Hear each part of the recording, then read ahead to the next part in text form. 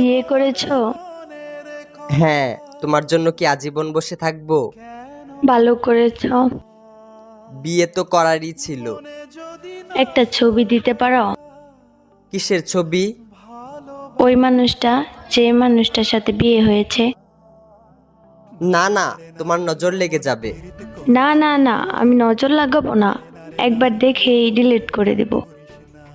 না, আমার তোমার উপর ভরসা নেই। আমি ওর উপর কারো নজর লাগতে দেই না। তোমাকে আমার কসম, যদি আমাকে কোনোদিন ভালোবেসে থাকো তাহলে তার ছবি দাও।